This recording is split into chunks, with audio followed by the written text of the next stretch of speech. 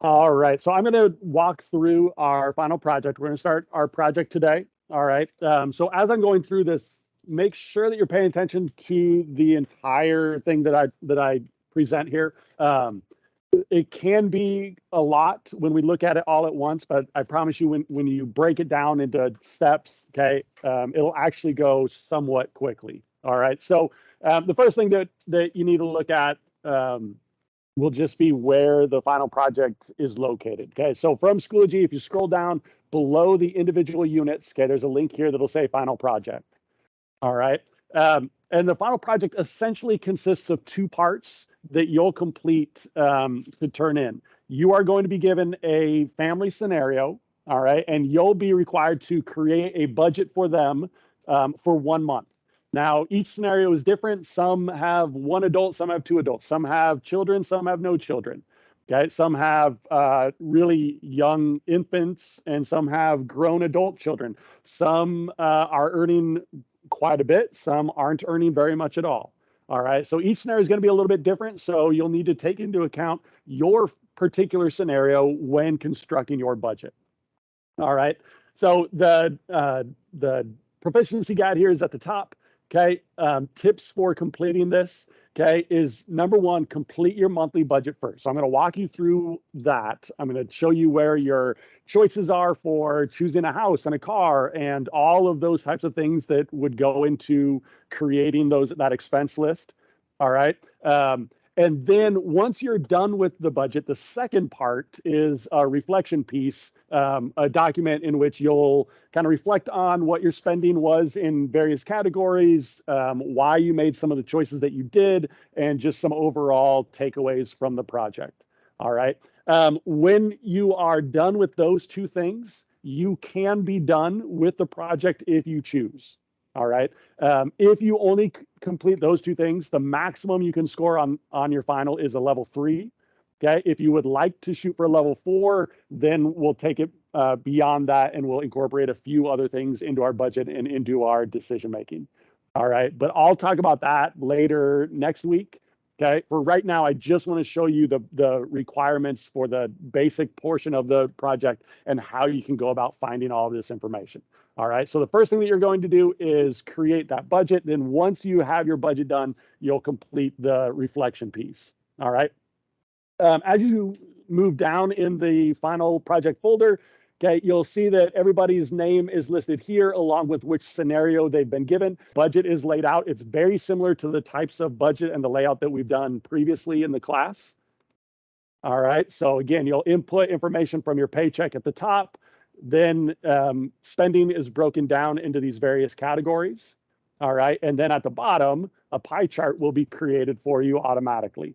Now, I've already put in the equations and the formulas needed to compute these things. So for example, okay, I'm going to skip all this the deductions for the moment. Let's say that I'm making, 4,000 in gross income for the month, right? Before any taxes. And let's just say, I'm just going to make these up. 500 goes to federal withholding, 100 to state withholding, 40 to Social Security, 10 to Medicare. You'll see that the deductions are going to add up automatically for you, and they're going to subtract from your gross to get you down to your net, right? So make sure that you're using this net income then as the basis of your budget. Now, let's say that I put 300 into savings and I put another 400 into investing. Okay.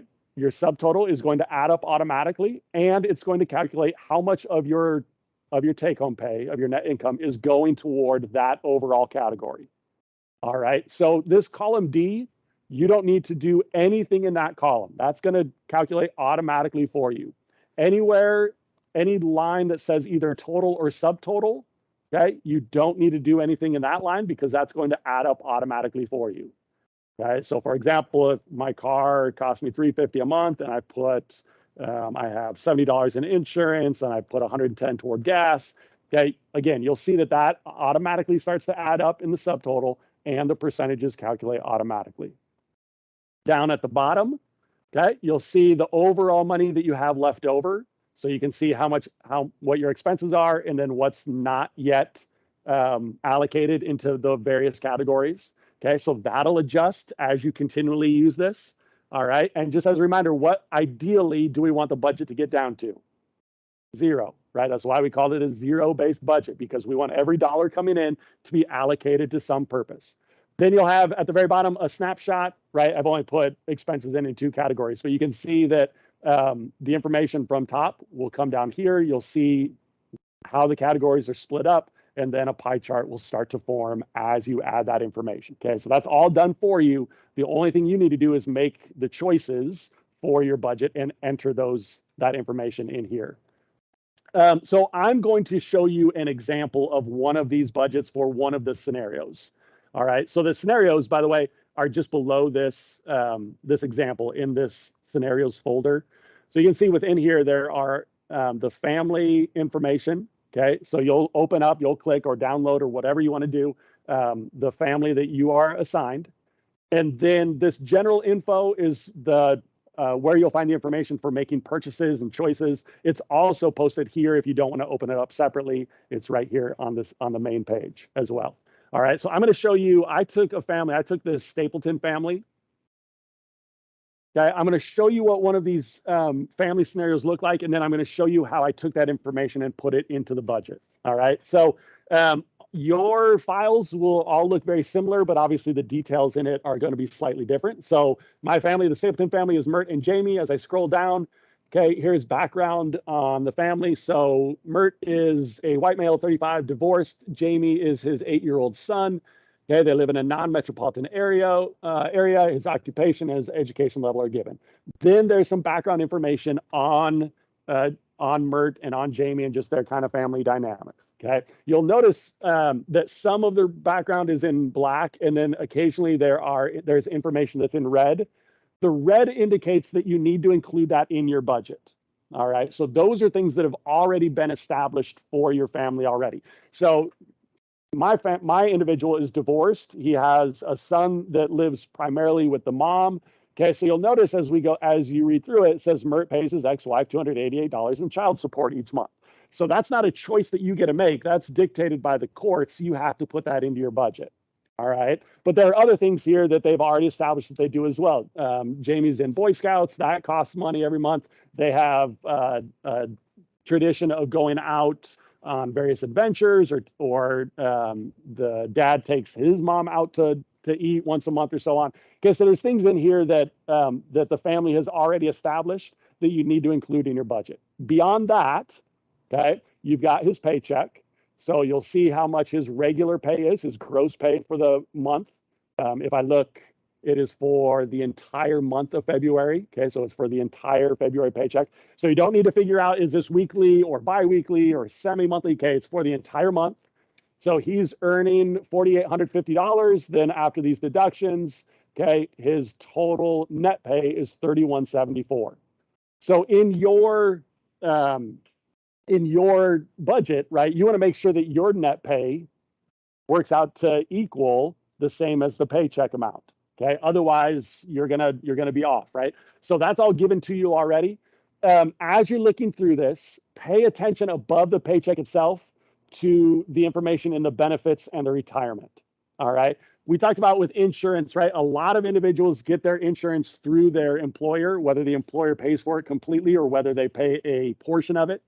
All right. So you'll want to make sure and look to see if you're covered through an employer provided medical insurance plan. Because one of the biggest mistakes that I see is that students already have insurance through their job, but then they end up purchasing health insurance as well. Right. So if you're already getting your insurance through your job, you don't necessarily need additional insurance unless you have family members that aren't covered under this plan. So here it says the medical costs $314 a month with a $500 deductible. Dental is $34 a month. Vision is $3.05 each month. And it's 75% covered by the employer. All right, which means that Mert has to pay $87.86. Now, because this is coming out through his employer, that $87.86 you can see is already listed as a deduction and is already coming out of his paycheck. So in other words, you don't need to worry about purchasing insurance for Mert because it's already being taken care of from the employer and it's already coming out of his paycheck. All right. Notice that it says it includes his self only, meaning he's the only one that's insured by this plan. So if he were married and they still had this plan, right, you'd have to purchase separately insurance coverage for the wife, right, or husband, whatever. He has a son, but the son lives primarily with the mom, so we can probably assume that the son is covered under the mom's plan. Okay, so in other words, we're covered for medical insurance. Okay, it says that he has a 401k retirement plan, and he's paying $339.50 each month. If I look down under here, that 401k $339.50 is already being deducted. Okay, because this plan is set up through his employer as well, it's already coming out of his paycheck. So you don't need to put a 401k savings somewhere else in your budget because it's already included. All right. Then as you go through, it's more information about the job that he has. You have the job opening that they applied for, so you can see a little bit about what they do, right? And that is what your scenarios are going to look like. If you have two adults that are earning incomes, okay, you'll have a second page with their income as well. All right. But you'll take that information, and the first thing that you'll do is from the paycheck, you'll put that into your budget, right? So you can see that I put the $48.50 that he has in gross income, all of those deductions, okay, and he ends up with that $3174.01. So this is the amount that I'm building off of. All right. So once you get the income information in there, then it's time to make some of your decisions about how to spend the rest of the money. So this will be the same for everybody. Okay, the housing choices, the car choices, right? Those are all going to be consistent. So the first thing, because it's been a while since we talked about paychecks, okay, if you need a quick little review, that first page breaks down this pay stub. You can see the various points are identified, walks you through those. Okay, so if you need a refresher about gross pay versus net pay, or about deductions, or about any of those things, okay, those first pages talk through that.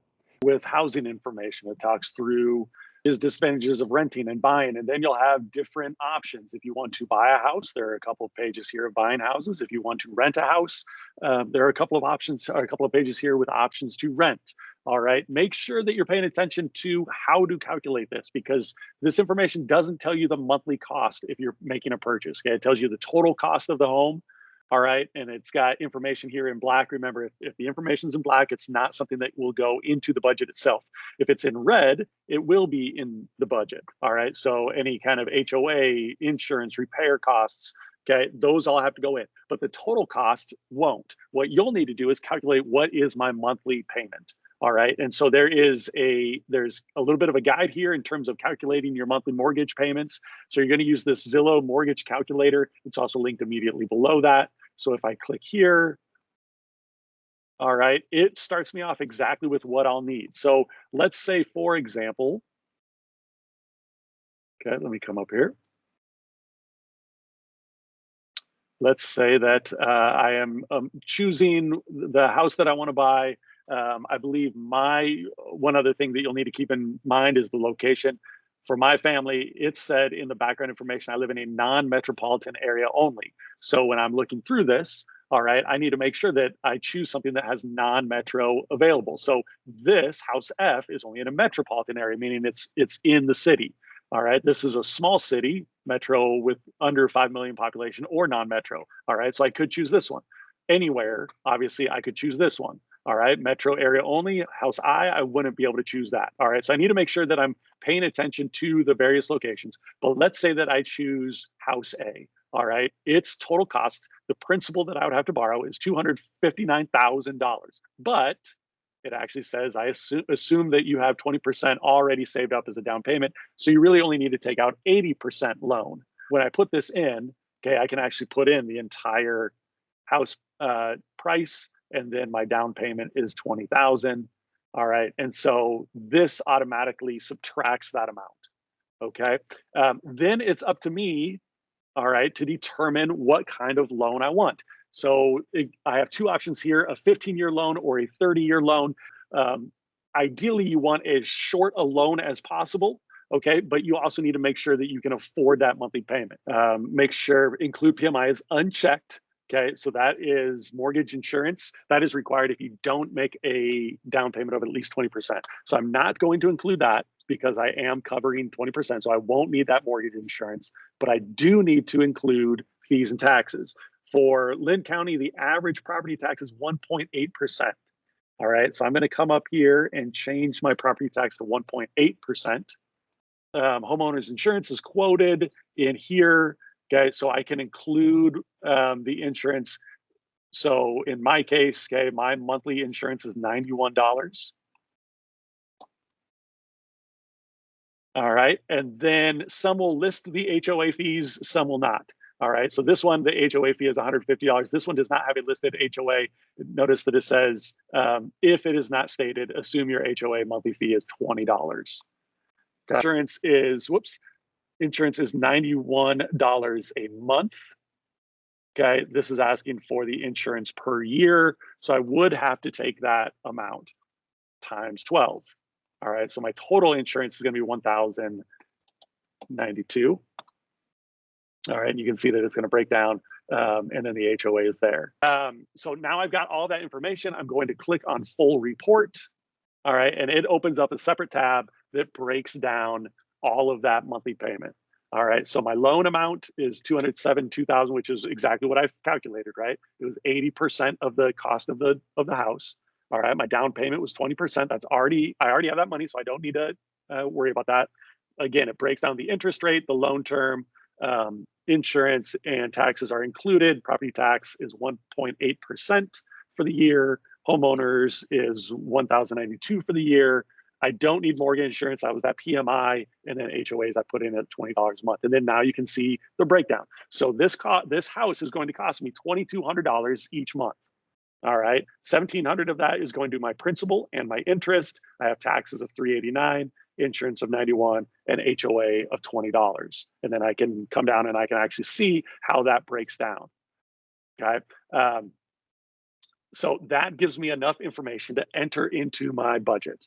All right. Now, if I came back here, I'm going to close this. If I come back here and I change to a 30-year, all right, now notice my payment has gone down.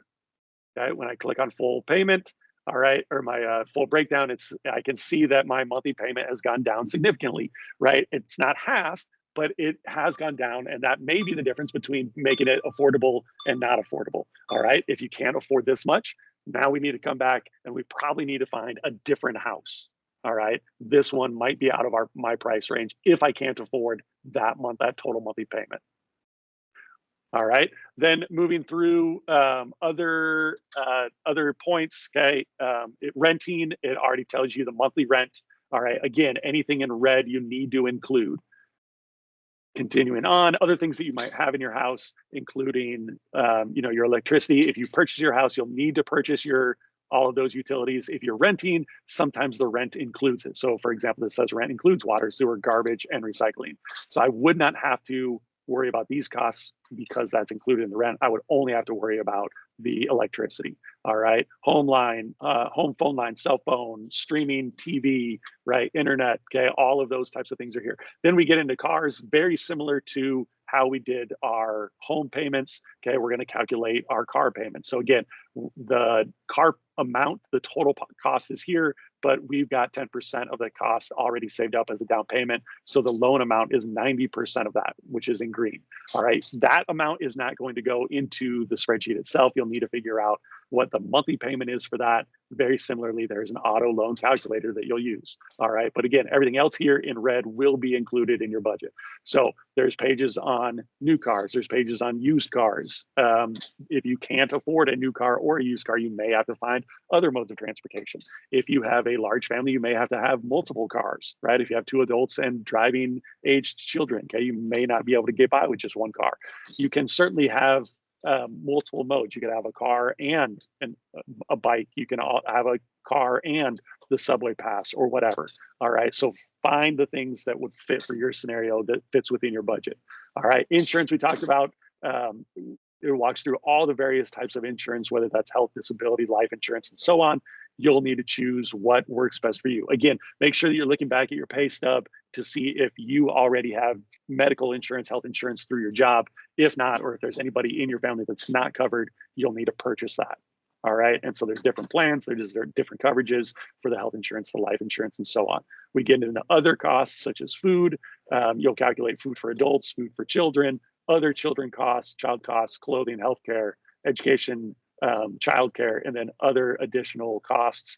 Okay, whether you have one child or multiple children affects how you calculate these. If you only have one child, you'll take all of these costs, you multiply the total by 1.3. If you have two children, you simply add up the costs for the kids in each category. If you have three or more, you add those up and then multiply by 0.7. The idea being that when you have multiple kids, you can start to share the resources, right? You can, with clothing, you can have hand-me-down clothing. With like food, you can cook larger meals and then have leftovers or split it up, right? Same thing with all these other costs, toys and things, they get shared. So that's why when you start to have multiple kids, the cost per kid starts to go down.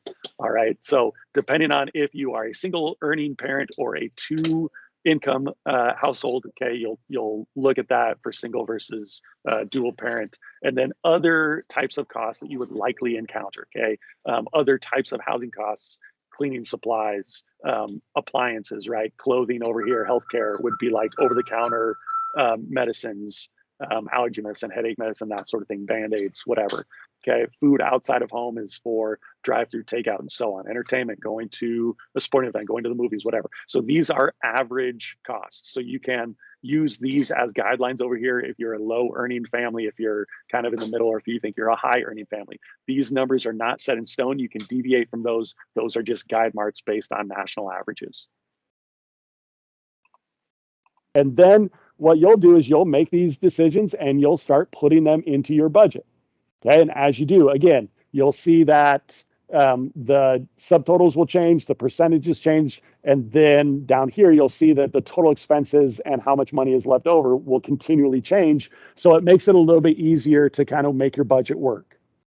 All right, so that's why I said to do your budget in its entirety before you start the worksheet that goes along with it, because if you don't have this down to zero, right, you may have to make adjustments to your budget, and you don't want to do half of the worksheet and then realize, oh shoot, I need to go back and make changes to which car I purchased or which house I chose. All right, so again, the goal is to get that down to zero. Then once you have your budget complete, okay, there's the final project worksheet. I'll show you what this looks like really quick. The goal hopefully is that you're at least starting this at some point during that second day of working on it. Okay, so this just kind of summarizes your family scenario, who makes up your family, what your earnings are, and then it kind of walks step by step through the different categories. So you're explaining some of the decisions that you made for your transportation, for the food, for insurance, and so on. And then there are 10 kind of reflection questions about the overall project. All right. When you get both of those items done, if you don't want to move on and you're satisfied with that, okay, there's the submission link at the bottom of the page. Right now, this is unpublished, okay, because I don't want anybody to think that they're accidentally ready or accidentally to turn it in or think they're ready to turn in. You are not going to be ready to submit your work today. Okay, so I haven't even published the submission link yet. There's also an additional folder about I'll go over next about information needed if you want to attempt a level 4 on your project. All right, but again, I haven't published that yet because it's not really relevant to where you're at your project right now. All right, so take this step by step. Okay, first, identify which family you have. Okay, I would take before diving into creating your budget, read through that packet. Okay, understand who's in your family, how many individuals, what the basic scenario is. Are you making a lot of money? Are you making not very much money? Do you have 3, 4, 5 people in your family, or is it just you, and so on? Okay, so get a sense of your family. Look over some of the purchasing decisions more in depth. Okay, and then you can open up budget and then start to kind of fill in that work. All right. So I'm going to be here. I'll help you out with any questions that you may have. And it's very likely that you may have some, especially early on as you're just kind of getting your feet wet with the project. So don't hesitate at all to ask me any questions, but otherwise you can go ahead and get started on this.